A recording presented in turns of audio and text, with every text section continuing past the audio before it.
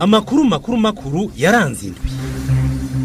Amakuru makuru yaranze indwi kuri Radio Indundi Culture. Egid Nahayo. Turabaramukije tubanikaze makuru yaranze indwi turiko turarangiza. Ku munsi wa kabiri w'inondwi niwo umunyamabanga wa leta ya Vatikano Pietro Parolin yashikano mu Burundi urugendo arimwo gushika ku munsi wa mbere w'indwi uca dutangura ku munsi wa kane w'inondwi akaba yasavye ko baboneka ubutungane ku rupfu rw'intumwa ya Papa mu Burundi Musenyeri Michael Kurutine yagandaguriwe mu Burundi muri 2003. Murano makuru kandi turagaruka kwicika ry'umuyaga nkuba mu gice kinini cy'igihugu biturutse ku bikorwa by'ishiramwe Regidezo byo guteranya indi mihora mishasha byariko birakogwa ku ncuri igira 21 kandi muri nondwi abanyamurenge baba hano mu Burundi baributsa babo baguye mu gitero cyakozwe muri zone Gatumba mu nkambi bari bacumbikiwemwo. Ayo hamwe na twashikije muri nondwi ni mukanya. Amakuru makuru yaranze indwi. Nongeye kuba ikaze marano makuru yaranze inondwi. Kunsi wa kabiri w'inondwi niho Cardinal Pietro Parolin umunyamabanga wa leta ya Vatikano yashika hano mu Burundi mu rugendo arimwo. Leta y'u Burundi hamwe n'iya Vatikano zikaba zarateye umukono ku masezerano yo gufashanya mu bisata bitandukanye. Muri amasezerano indwi amwe muri yo akaba yarajanye n'ivy'indero, amagara y'abantu hamwe n'umutekano. Nyuma y'umubonano Cardinal Pietro Parolin yawe n'umukuru w'igihugu cy'u Burundi Evariste Ndayishimiye ku munsi wa gatatu w'inondwi. Umuvugizi w'umukuru w'igihugu cy'u Burundi Rosine Guerene Gatoni akaba yavuze ko ayo masezerano yerekana imigenderanire myiza iri hagati ya leta y'u Burundi n'iya Vatikano. Ku munsi wa kane ubwo rugendo rw'umunyamabanga wa leta ya Vatikano akaba yarubandanirije mu ntara ya Burunga neza muri zone Minago ahagandaguriwe intumwa ya Papa mu Burundi Michael Kurutine mu mwaka wa 2003. Mumisa Cardinal Pietro Parolin yasomeye mu Minago akaba yasavye leta y'u Burundi kukuri ku rupfu rw'intumwa ya Papa Michael Kurutine yaganaguye muri 2003 aho nyene mu Minago komenyekana. Parolin yanatanguje ibikorwa byo kubaka ivuriro ryitiriwe Michael Kurutine akaba yavuze ko kwibuka Kurutine byotegwa iteka no butungane. Tumukurikire asubirwa nk'umukiyuni na mugenzi wacu Norris Nduwimana. Il faudrait que l'événement tragique dans cet endroit a été le théâtre Yobaye byiza ko akabi kabereye ngaha gashikira ijambo rivuga ko Imana yandika ibigorotse ku mirongo ihetamye. Bategetsi b'igihugu namwe bamenyesha Imana dutegerezwa gushira ingufu zacu hamwe kugira ngo habere inabi tutoshoboye kwiyumvira have byiza. Mu byiza dutegerezwa kurondera hambavu y'ibikorwa bidukoranije muri kino kibanzo uyu munsi hari kandi n'ubutungane.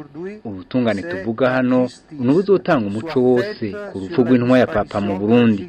Leta ya Vatikano yo yagumye bisaba leta y'u Burundi irashima cyane ibyakozwe n'ibiriko birakogwa kugira ngo kwibuka ku butine bitegwa iteka kandi n'ubutungane. Turashimira umukuru w'igihugu n'abandi bategetsi ku byamaze gutangura gukorwa muri iyo ntumbero.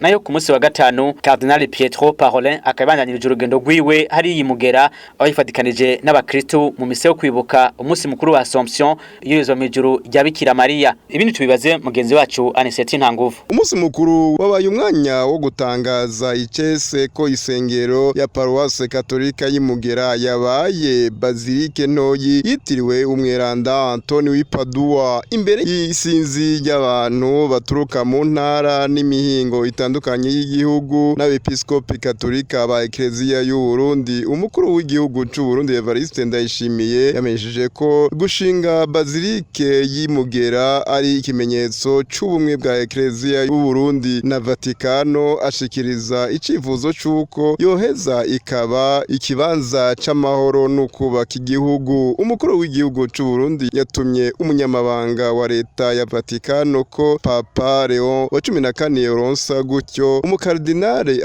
azohamubera kandi anamutumirira kuzogendera igihugu cy'u Burundi kwirabira iyo sengero yiwe y'Imugera. Musenyeri mukuru Bonaventure Nahimana umwepiskope mukuru wa diocese ya Gitega yamenyesheje ko abaje gusengera uyu mwaka ku kirimba ca Bikira Maria c'Imugera babaye benshi kuko baje gukenguruka ku kaganuke kuduza isengero ya Paroisse Mugera ku rwego rw'isengero y'isengero ya Papa. Umunyamabanga wa leta ya Vatikano Pietro Parolin ajeje guhezagira iminara y'isengero ya Paroisse Mugera imbere yo gushikiriza inkuka y'imisa. Yavuze ko isengero nkuru ya Papa ari yo sinzi ry'abakristu kandi Vatikano ko ntiyarindiriye kubaka iyindi sengero bisunza amateka y'iyo yari hasanzwe ashingiye kuba ariyo yabaye katedrale ya mbere mu gihugu cy'u Burundi. Arise Ntanguvu, Igitega, Radio Indundi Culture. Arakoze Aniseti Ntanguvu. Muri ino ndwi niho kandi umuryango w'abanyamurenge uba mu Burundi wibuka imyaka 21 irangiye abanyamurenge barenga 100 baganaguriwe muri zone Gatumba y'intare ya Bujumbura hari mu joro rya 12 rishiro 13 myandagaro umwaka wa 2004. Umuryango w'abanyamurenge mu Burundi ukaba wasubiye gusaba ubutungane ku babo Norris Nduwimana. Turi ku cibutso cizo mpunzi z'abanyamurenge zasize ubuzima mu ikambi yo mu Gatumba ni ku birometero birenga 15 kuva ku mugwa mukuru w'ubutunzi Bujumbura kuwerekeza ku rubibe Burundi ruhana na Republika Iharanira Intwaro Rusangi ya Kongo. Isaha indwi kuri uyu wa gatatu ziramaze kurenga ni kuzuba rikaze ku bataba muri ico gice. Aba baririmba n'ugwaruka rugizwe n'abigeme hamwe n'abahungu bafise amafoto yerekana bamwe mu bagandaguwe muri ico gitero mu gihe abandi bariko bashira ingori z'amashugwe ahafubwa abo bapfuye bakurana umuryango inyuma y'uwundi. Uyu mukenyezi atubu twifuza amahoro. Iyo tugeze kuri uyu munsi twumva igikomere ku mitima wacu, kumva kandi bitubereye bishasha kaba munsi byabaye mu Gatumba. Mu ijambo nyamukuru ryerekeye ibirori, Lazare Sebitereko ku izina ry'umuryango w'abanyamurenge yasubiye kunegura ko imyaka ibaye 21 hakira gacerere ku vyabaye ariko kuvyitiranya no kubura gushaka. Abanyamurenge nta munsi numwe batarigera basaba ubutungane ngo Uburundi uturenganure. Nta bushake bwari bwaba bukwiye kugira ngo aba bantu babazwe ibi byabaye. Kushikamanga yariko mu buseruko bw'igihugu ca Kongo aho banyamurenge bari baje bava haracarangwa intambara ziteye impungenga bari muri uwo muryango. Sebitereko asaba kwitotezwa rigirirwa basa n'uwo mugwi yohagarara. Kongo yohagarika ibitero n'ubundi bikomeje gukurikirana abanyamurenge bigakurikirana n'abandi basana bakicwa ruko babahora uko bameze. Ku ruhande rwa leta y'u Burundi ariko nta mutegetsi numwe twabonye yitaba ibyo birori kiretse abajejwe intwaro zibanze muri ico gice c'intara ya Bujumbura hamwe n'abaje umutekano bakorera muri ico gice nyene. Ku rubanza aho banyamurenge bemeza ko bashingishije naho twakuye umuvugizi w'ubushikiranganje butungane co kimwe n'uvugira sentare nahinyuzwa ha telefone yabo yahamagara atawitaba ariko hababuriye muri ico gitero baremeza ko bituye n'ubutungane mpuzamakungu co kimwe n'ishiramwe mpuzamakungu ONU. Aha twabibutsa ko igitero co mwijoro ryo kuwa 12 rishirwa 13 myandagara 2024 cahitanye impunzi z'abanyamurenge 160 na zitandatu zahasize ubuzima, abarenga 200 nabo barakomereka, bamwe bahakura n'ubumuga, abandi nabo babugwa irengero. Abasigaye bibabyita mabi bamazemo imyaka hafi 60 mu karere k'ibiyaga binini. Amakuru yaranze indwi. Amakuru aje n'ubutumwa twabashikirije muri ino ndwi igihano cyo gufunga umwaka umwe hamwe n'ihadabu y'amafaranga angana n'ibihumbi 500 by'amarundi. Ico gihano sentare y'igihugu ya Rumonge yaciriye ku munsi wa kane w'ino ndwi abagabo babiri bagirijwe urudandazwa rw'igitoro rutemewe n'amategeko n'igitoro bafatanywe kikazogurishwa icyamunara ku giciro ca leta. Ibindi tubibaze Jotan Iratuzi. Abo bantu babiri bafatiwe ku Mutambara muri komine Rumonge kuwa gatatu baca bashikanwa imbere y'ubutungane kuwa kane. Asumani Tuyihimbaze na Paul Ndagijimana bamukika barore ariko babinyanza bafatanywa maritira 140 y'igitoro mu modoka barimwo bagikuye mu gihugu ca Tanzania nkuko mu ntwaro babivuga. Abafashwe baburanye bemera icaha imbere ya sentare y'igihugu y'intara ya Rumonge, aho mbere bavuze ko bakorera umupolisi w'ipete rya Colonel azwe ku izina rya Moyize Arakaza bataziranyeganyega. Nawe nyene yoba yarahatswe gufatirwa mu Rumonge n'igipolisi afise amaritiro 60 y'igitoro ariko yabatonze inkoho acariruka asiga ngaho igitoro. Umushikiriza manza yasabiye abafashwe gupfungwa amezi 6 ihadabu y'ibihumbi 600 n'indishi y'akababaro y'ibihumbi 500 y'amarundi. Inyuma y'umwiherero sentare y'igihugu y'intara ya Rumonge yahanishije abaregwa gupfunga umwaka kuri ihadabu y'umuriyoni n'indishi y'akababaro y'ibihumbi 500. Imodoka n'igitoro navyo vyaciye bifatwa bikazogurishwa camunara ku nyungu y'ikigega ca leta. hagati aho kwibarabara rikuru rya 11 muri komine Musongati hari moto yari ikuye muri Tanzania kuri uyu wa kane amabido 8 y'igitoro yahira tokombera umushoferi we yaraharokotse musitanteri wa Musongati tumwakuye yatumenyesheje ko atavye yari bwamenye hasigura ko ari kategura urugendo rw'umukuru w'igihugu wo kuri uyu wa gatandatu ategekanya kugendera muri iyo komine. Jota iratuzi ibikorwa by'umuyaga nkuba byarabananije guhungabana muri nondwi biturutse ku bikorwa shiramwe Regidezo ritanga umuyaga nkuba byavuga ko ari byo guteranya imihora mishasha itanga umuyaga nkuba ayitwa Rubirizi mu ntara ya Bujumbura nko ku mugwa mukuru w'intara ya Burunga abacuruza ubududu hamwe n'ibikomokako nk'ifu akazi kabo kakaba kari gasa nakahagaze n'inkuru tubaza Claire ya Kankundi. Abakora urudandazwa rw'ubududu canke ubuzengi makamba ku mugwa mukuru w'intara ya Burunga bavuga ko kazi kabo ubu kahagaze kubera iminsi iheze ico gice naco kitagira umuyaga nkuba nkuko no mukenyezi akorera hitwa kwibereshi abishikiriza. Ubuzenga hatumaze iminsi tutagira amatara ntitudandaza kuko abaza bose batubaza iyo bakubisha tukaburana hamwe bakubisha hatwirirwa twicaye ngaho uku ubuzima bwacu ngaha kwibereshi majamba abiri bwahagaze. N'abakora akazi ko gusya kuri bo ubu ubuzima ntibworoshe kuko nabo atacu bagikora nkuko no asanzwe akora ku kazi avyigana. Turabayeho nabi vrema kubera atamuyaga nkuba dufise. Tubayeho nabi nyene mu buzima nyene bw'iwacu tubaho gute turicara nyene tukituna bugatondera tukicara bugatondera tugatubika umukanda ukanywa mu abihereza ifu y'imyumbati canke y'ibigori nabo nyene gushika ubu basa n'abatagira ayo bacira nayo bamira kuko batagira aho babisyesha nkuko no mukenyeza vyemeza. Aha narinje kugura ngo nsekutse none ndabushirehe nubwo naguze ryari buracari mu mashini. Inzara rero iratwishe kubera n'ikibazo c'amatara ibicuro vyari bimeze neza tubuza amatara inzara nyene irinjira none ko mbona ibijumpu vyari vyeruye n'ababifise vyabunzwe inzara twoyibura kandi tutagira amatara nivyo dusumye tutaronka aho dusekura. Amakuru atangwa na bamwe mu banyagihugu baho ku mugwa mukuru w'intara ya Burunga avuga ko ikena ry'umuyaga nkuba muri kino gihe aho mu bumanuko co kimwe no mu bindi bice vy'igihugu ryaje giyongera kwicikagurika ryari rikunze kwibonekeza ahimakamba. Nayo mu gisagara ca Bujumbura abandi bakoze ko n'iryo cikagurika y'umuyaga nkuba bakaba arabacuruza inyama hamwe n'abazihereza. Kristalize Harerimana yaragendeye bamwe mu bakora urwo rudandazwa. Urabona ibyo byose byaraboze ucinjira mu bibanza bidandarizwamo izo nyama wakigwa n'akamoto k'inyama ziriko zirabora. Abadandaza bazo bo mu masoko atandukanye mu gisagara ca Bujumbura aho twaciye bavuga ko basa n'abadafise akazi muri kino gihe. Iyo ufise inyama iraye ntawe uyigura kubera urumva bayapfuye none ko bazi ko ata muyaga nk'ubuhari ayibonye gusa ko yaraye wewe n'imeza yawe ntayitumbere kubera n'imeza barisazi gusa urabona nkajya n'isazi kubera urumva biba vyaraye urumva nawe ntiyogura ivyapfuye abibona.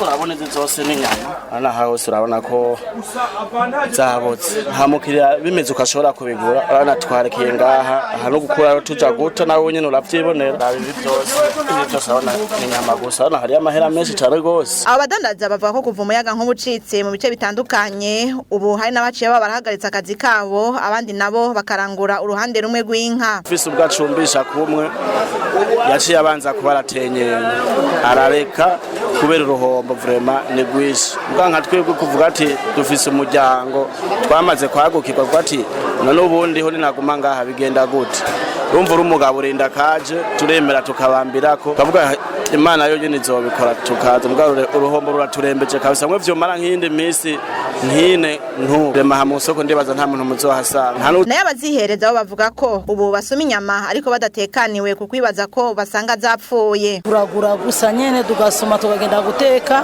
kubera mu imisi urabona amatara n'ayahari. Abo badandaza co kimwe n'abaguzi basaba leta y'u Burundi ko yokubahiriza isango ryo kuwa 14 Myandagaro yatanzwe n'ishirahamwe Regidezo kumuyaga nkuba uzoba wasubiye kuboneka. Isango baduhaye itariki 14 vrema twarayumvise kandi twirindiriye twizeye hamwe vrema abo tushira mu ngiro uko babitubariye ukazuba waje wabadufashije cyane. Abadandaza b'inyama bahora barangura inka 3 ubu barangura uruhande rumwe rw'inka abarangura ibira 500 ubu barangura ibira 50 kuko nka ko borangura nyinshi zikabapfana. Kristalize Harerimana ariko rishira hamwe Regidezo rikaba itayengeshanije kumenyesha ko ku munsi wa 4 w'indwi turangije iryo hungabana ryabwirizwa kuba ryamaze kurangira riravye ingene ibikorwa byo gusubiza ibintu mu buryo vyariko biragenda. Kuri wa gatandatu niho hashigwa ibuye rya mbere yo gutanguza ibikorwa vyo kubaka umuhora w'inzira y'indarayi chemin de fer mu gifaransa uzova ahitwa Uvinza mu gihugu ca Tanzania ugaca imusongati mu ntara ya Burunga. Hano hari abategetsi ba leta y'u Burundi n'iya Tanzania. Leta ya Tanzania ikaba yari yasurukiwe n'umushikiranganje wa mbere Kasimu Majaliwa. Umushikiranganje wa mbere wa leta y'u Burundi akaba yavuze ko iryo barabara ry'indarayi rizofasha mwihanahanwa ry'ibidandazwa hagati y'u Burundi n'ibindi bihugu biciye muri iyo nzira y'indarayi. Kurikira umushikiranganje wa mbere wa leta y'u Burundi Nestor Ntawontuye. Iki gikorwa cyadukoranije si gikorwa gisanzwe uko ari kimenyetso c'imbona kazoza y'ibihugu biriko biratera imbere. Duhiriwe duhishije kuko uyu mugambi mwiza hano iwacu uje nk'inyishu ikomeye y'ivyoshoboye kutubera intambamyi mu mbona kazoza y'igihugu cacu c'u Burundi. Kino kibanza hano muri Musongati ikibanza kidasanzwe kuko gifise ubutunzi bwinshi bw'ubutare bwa nikel. Tunavuga mbere ko ubwo butare buzofasha mu iyubakwa ry'indarayi. Tukaba twizera neza ko uwo mugambi dusangiye n'ibihugu bivukanye vyacu uzoshika ku ntumbero atangorana.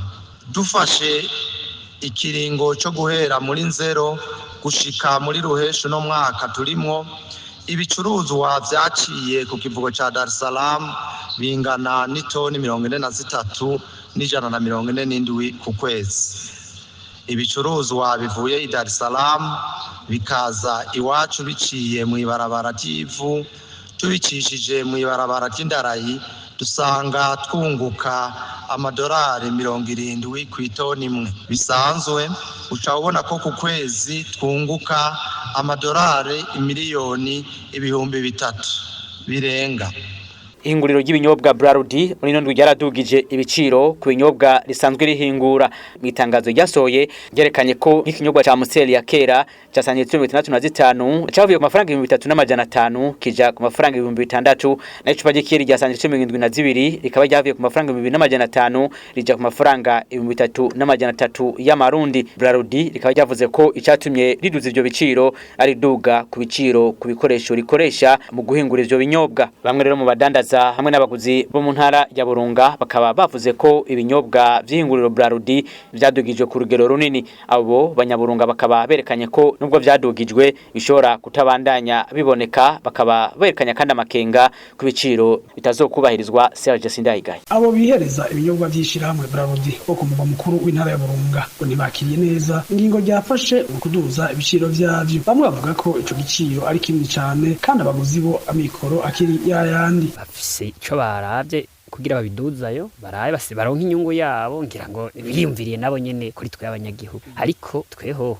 amahera avuye kuri 35 aho wakura hataduze urumva uwanywa zibirazonywa imwe canke n'imwe munani. Bavyakiye nabi kuko ubu hari ubukene mu gihugu, hari ubukene, hanyuma n'ibyo biciro badugije ababidandaza bashira ko ibindi vy'iwabo, hanyuma bamwe rero twari tubinywa. Urumva ubukene bumaze kubuza tujya mu ngorane. Abatari bake bavuga ko nubwo badugije ibiciro atashize icuko zirosha ziboneka kugira abavyihereza bivuna akanyota batabanje gutama nkuko vyahora. Bazidugije zikazoboneka cyo bari ciza, nzoga izongo yishoboye tayishoboye azoyiheba, ariko ayikeneye ayironke, ariko ntayikenere afite amahera ngo ayibure. Abaguzi bagiriza kandi abadandaza ko batigera bubahiriza ibiciro byavyo, bakanagiriza mbere na bamwe mu batware bo hasi kudacungera ibiciro biba byashinzwe na leta. N'ivyama biboneka bizoba ari vyiza, ariko igiciro ni kinini bo kwiga ingene cyo subira gigapunguka gatoya. Igikurikira leta nayo ngira ngo yokigira ingufu nyinshi zo kuraba ivyo biciro ingene bavyubahiriza, aheshi n'ivyubahiriza. Abadandaza bavuga ko bari biteze iyo duzwa y'ibiciro, ariko bagasaba ishirahamwe Brarudi kubaronsa ivyo bidandazwa kugira nabo boroherwe mu kazi kabo ka misi yose. Turabona ko cyane badugije ziga nzoga zitahora ziboneka. Ivyo twari twaranabisavye ngiye nko ku ruhande rw'abazidandaza, uravye abahera zari ziriko zikaba zirishona ziga nshasha kandi abene gihugu bazihurumbira, cyiza nuko zoboneka. Twamenyeshe ko iryo duzwa ribaye mu gihe ibiciro vyari byarananiranye kubahirizwa, abadandaza bagasigura ko bitumwa nuko babironswa gake kandi bapanze amazu bakoreramwo, abakozi nabo bagahemba ku kwezi bakanabagaburira hatavuzwe amakori batangishwa iburunga Serge Sindayigaya Radio Inundi Culture.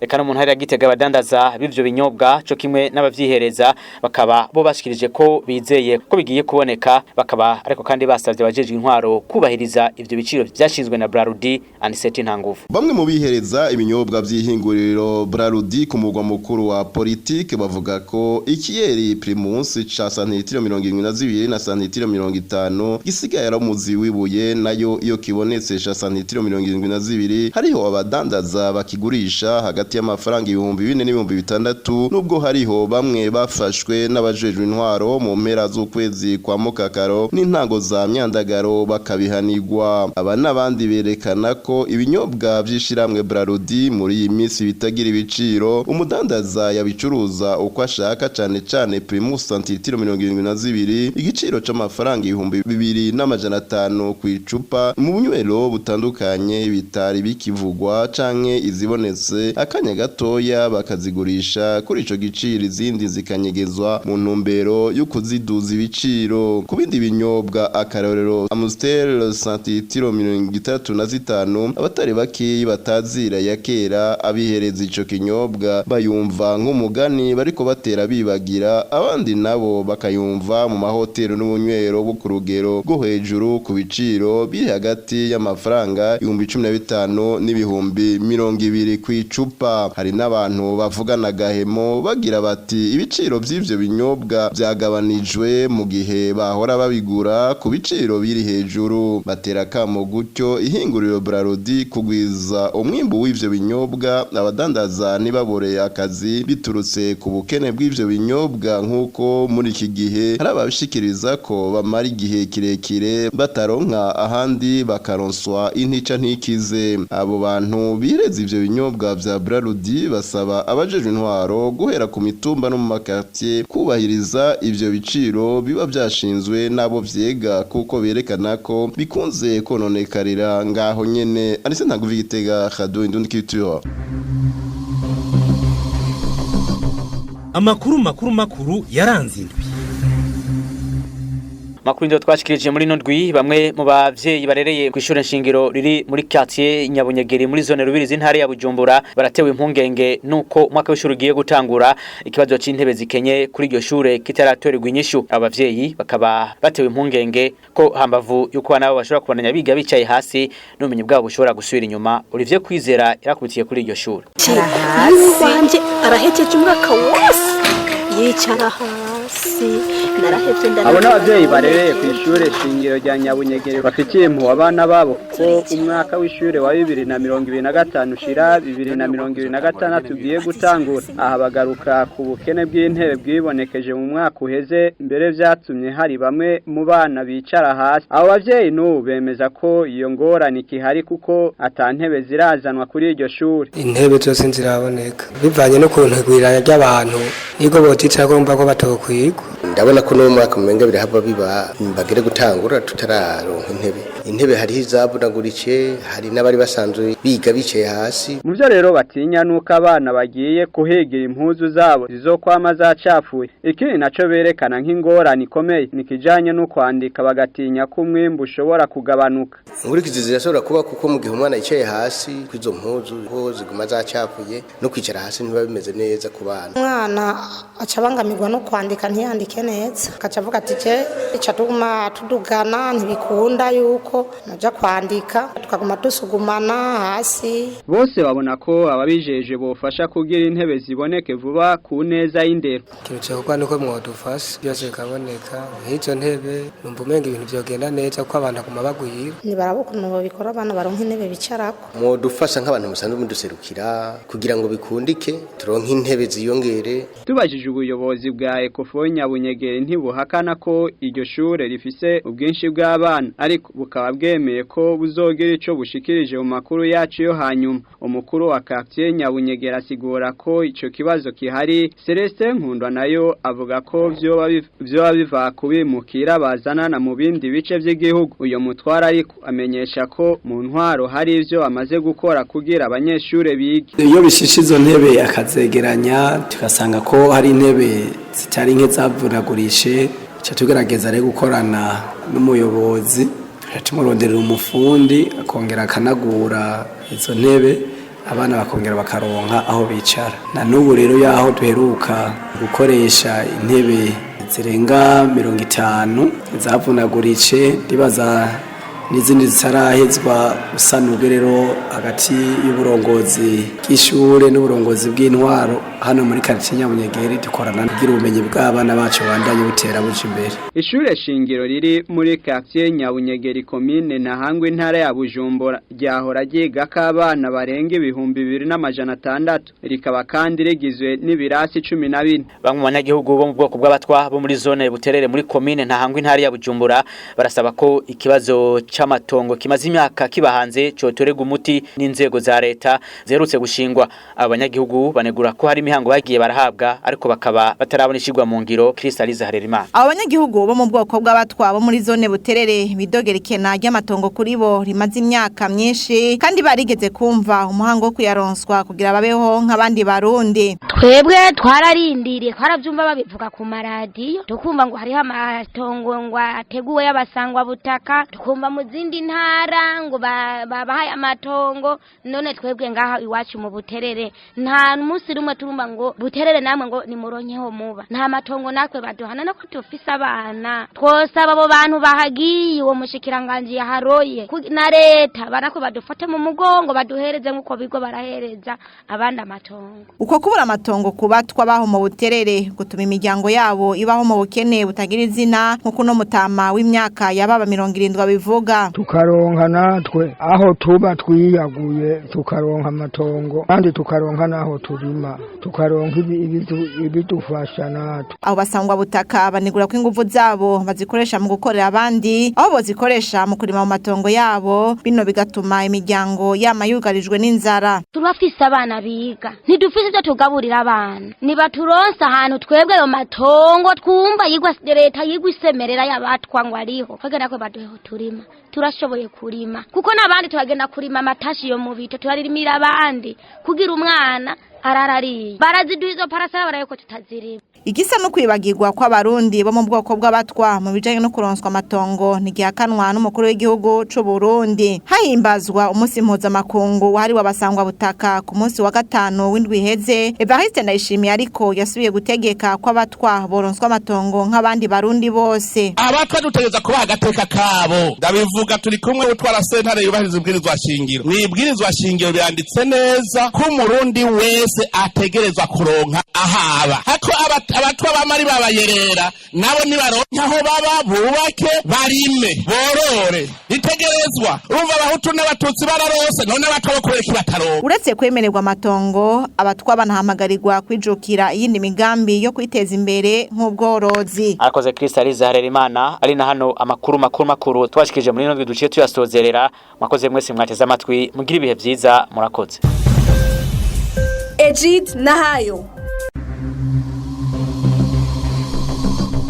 Amakuru yaranze indwi.